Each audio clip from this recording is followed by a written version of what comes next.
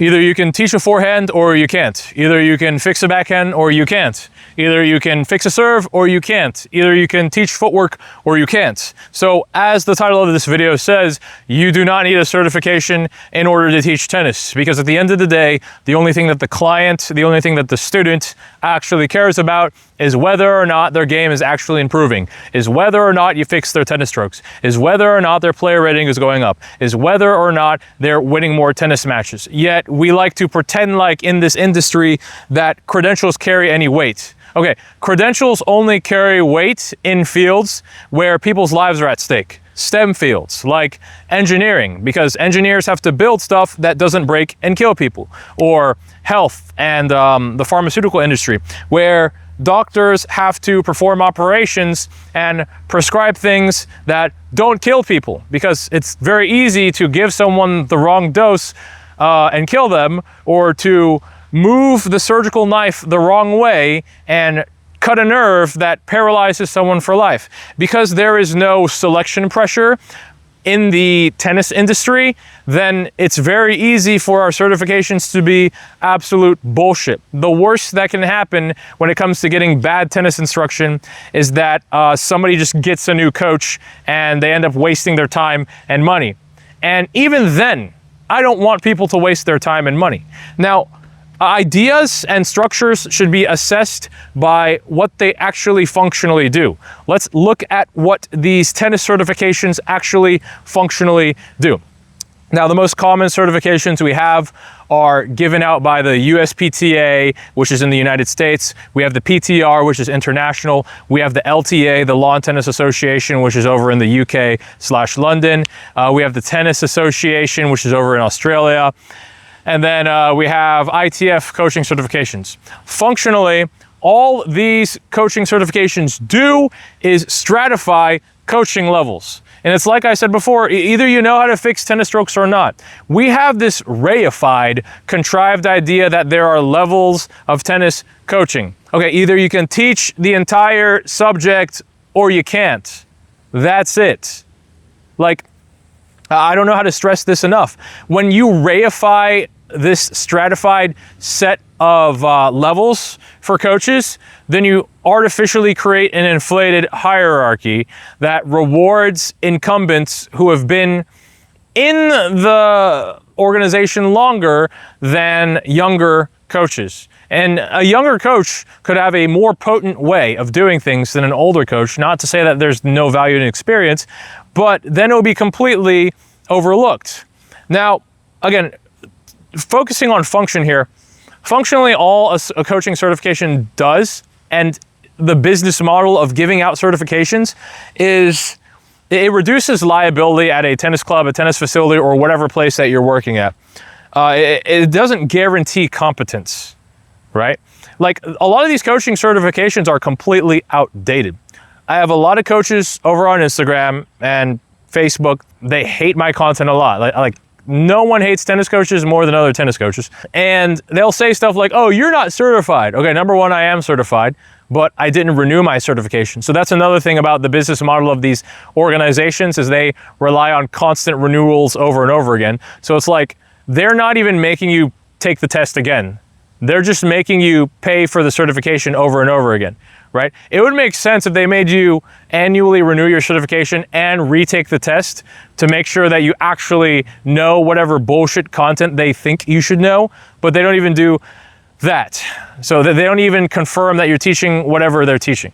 I'll give you another example. The USPTA, for example, they have a bunch of events and seminars and Hall of Fame where they recognize certain coaches. And more often than not, all the coaches who get USPTA certified and then waver it around like a badge of honor and competence, they don't even teach what the test taught them to teach, right? Again, you have to take a test to get the certification, and it tells you to teach tennis a certain way, and they don't even teach that way anymore. So pretty much every single coach who gets certified diverges into their own methodology of coaching tennis anyways.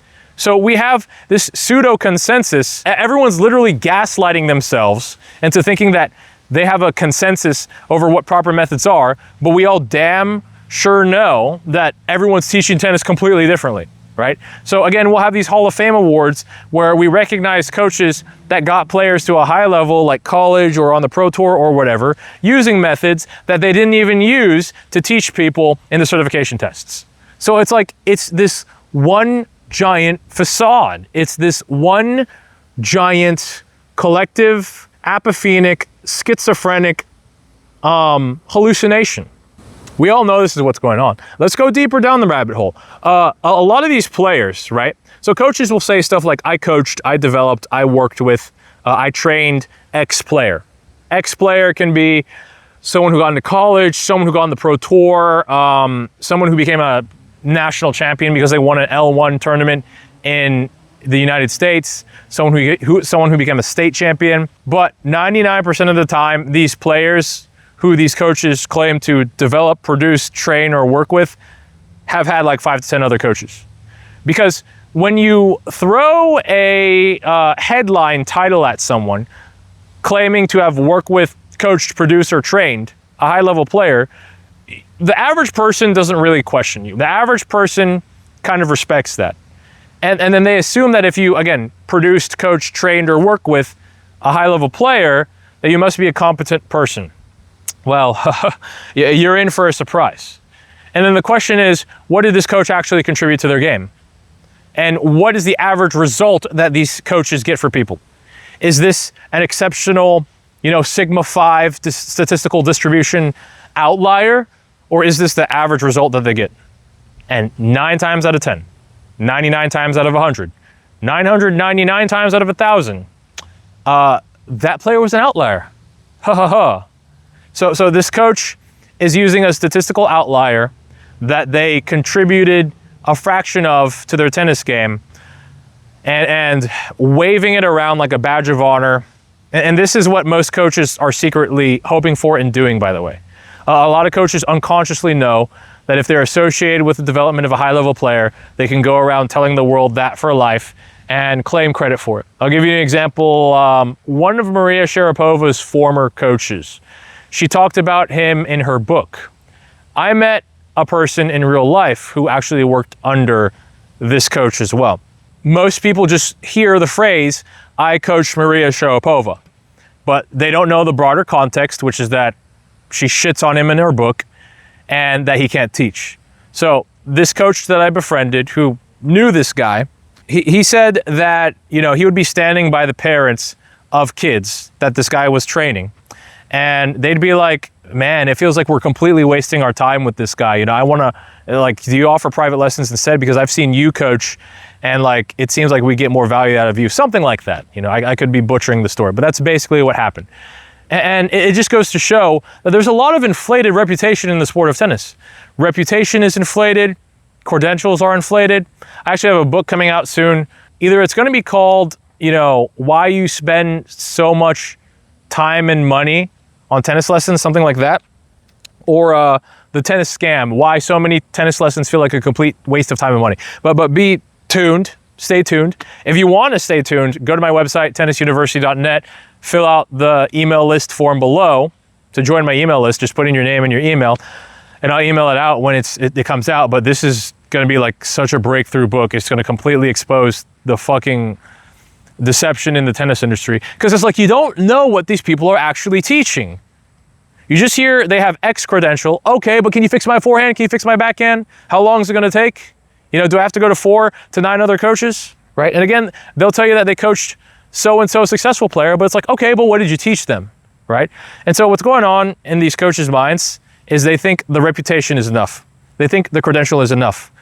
It's very cognitively lazy. They want to have nominal pedigrees that speak for themselves.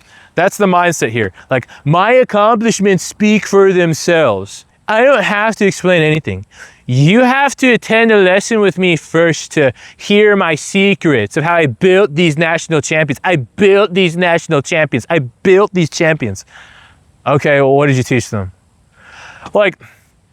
Again, going back to the fact that I have a lot of haters on social media, what these people don't understand is that there's a strong collective sentiment amongst tennis players, which is that tennis coaches are gatekeeping information. That's what so many tennis players feel like. And a lot of people follow me And I hear this over and over again, right? And initially, I started making videos not because I wanted to be some crazy influencer. That was not the intention at all.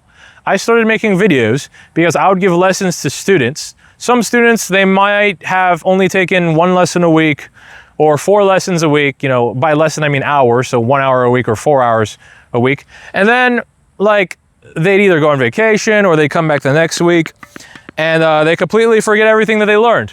So it's like, what the fuck are we doing here? If you're gonna pay me for a lesson and then come back next week and you forgot everything I taught you last week, people don't realize I get more frustrated and annoyed for my students than most players and students are for their own tennis game. Cause I fucking care. Cause I fucking care. That's why I make these videos. That's why I make all this content, cause I care. And so these videos are for my players that I work with to come back and review, right? If I have a breakthrough in a real lesson that I'm giving, then I record it. I make a video out of it and I put it on the internet. And it's not just a breakthrough that worked in 1 lesson. It's a breakthrough that's worked across multiple lessons. When I teach shit in front of camera like this, I'm not pulling it out of my ass. It's stuff I've already taught in person dozens, if not hundreds of times. And it's been confirmed to work. Not just with one person, not just with a certain type of person, with kids, teenagers, adults, older people, people who started early, people who started late. One of the myths that you'll be told is that you need to start tennis when you're young. This is complete bullshit. You don't need to start tennis when you're young. They tell you this because they are trying to fearmonger you into urgency, all right? And they're trying to convince you that tennis is like, here in the United States, we have the K through 12 education system. So they're trying to convince you that tennis is like starting from kindergarten or first grade all over again. And no one wants to start from first grade when they're 30 years old. So they try and fearmonger you into starting young. And again, they drip feed you advice and tips and tidbits and metaphors over and over again, which again creates that feeling that a bunch of these coaches are gatekeeping information. Now, here's the truth here. These coaches aren't gatekeeping information. They actually don't fucking know what they're talking about. If you are pulling shit out of your ass every single lesson, if you're coming up with weirdo tips every single lesson, if you're trying to explain things in analogies all the time, and tips, tidbits, and analogies and metaphors, I get if you're new to coaching tennis and you start that way. I'm not criticizing any coach who's trying their best. I'm criticizing these fucktards who know that they're wasting people's time and who know that they're hiding behind empty reputations and credentials that they consider to be, unquestionable. My authority is unquestionable. Fuck you. You can't even teach a forehand in 1 lesson. And so it allows these people to become complacent and, you know, make $250,000 to $500,000 fucking dollars a year. It's absolutely insane. With the right reputation, you can charge as much as you want, right? So this brings us to a broader topic, which is that in Carl Jung's book, Aion, A-I-O-N, he talks about how, I might be butchering the synopsis here, but basically the collective psychological consciousness of humanity is entangled with the positions of the stars. Now, this is a bold claim, but on a smaller scale, this is actually true. We are literally biologically, psychologically entangled to day and night cycles. The sun and the moon are celestial bodies that our circadian rhythm is literally anchored to. We are literally psychologically anchored to the sun and moon. We go unconscious when we go to bed. We become conscious when we awake. That's indisputable, but you've probably never heard anyone lay it out like that. Now, apparently, Carl Jung did a lot of studying with a lot of his patients and really dove deep into Christianity. I think he looked into multiple religions as well. And he just gathered a lot of evidence that seemed to point to the fact that there are collective psychological cycles that shift about every 2,000 years. The Aion, A-I-O-N, that's what these time periods are called. The Aion that we were in was the Age of Pisces. The Age of Pisces is all about hierarchy and faith. Now, during the eclipse on, I think it was December 21st, 2020, if not December 20th. I'm pretty sure it's December 21st, 2020. There was an eclipse, and I can't talk more about it, but apparently, that's when the Age of Aquarius began. Right after the Age of Pisces is the Age of Aquarius. The Age of Aquarius is all about individual thinking, critical thinking, the end of hierarchies, loss of trust in hierarchies, everything becoming horizontal. And just look at the patterns here. You know, technology has connected the entire world. The internet has connected communication across the world. You can fly anywhere now. You know, before in the age of exploration, people did not know what the world looked like. People thought the world was flat.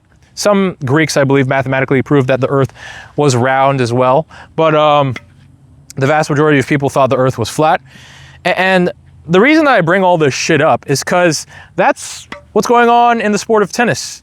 The collapse of hierarchies, the collapse of mindless trust in the USPTA, the PTR, the LTA, the TA, ITF certifications, which mean nothing to tennis players who only care about fixing their fucking forehand and backhand and serve. If you go to any tennis player, someone who's new to the sport, not someone who's had their parents spend $1 million on their tennis games, had 5 to 10 diff coaches already, all right? Obviously, they'll probably be familiar with this or that. But if you just go to someone who's new to tennis and you ask them, hey, do you know what a USPTR certification is? They'll probably have no fucking clue. Hey, do you know what a PTR certification is? They have no clue. They have no clue what any of these are. And it's like, you have 2 types of people, right? Like, obviously not everyone falls into this category, but this is an axis, okay? You have 2 types of people. You have people who mindlessly think certifications confer expertise just because they passed a test somebody else made, just because they passed a test from an organization created, just because a bunch of people with money decided to come together and lobby the government and pretend like just because they have a logo and a brand and presence everywhere that they're legitimate. Just because they took a certification test from those fucking people that they're an expert. Either you can get results or you can't. Either you can detect noumenal, objective reality or you can't. So, the final message I want to leave off with you here is if you're someone who's a passionate coach, who's serious about coaching tennis, serious about this job, serious about player development, you do not need a certification in order to coach tennis. You might need one because, you know, the fucking tennis facilities require you to have one, but you can actually go it alone. You know, I actually have a course coming out soon that teaches you how to become a successful independent private tennis instructor. So again, join my email list, go to my website if you want to learn more about that. But again, you do not need a certification to be a proper, amazing tennis instructor.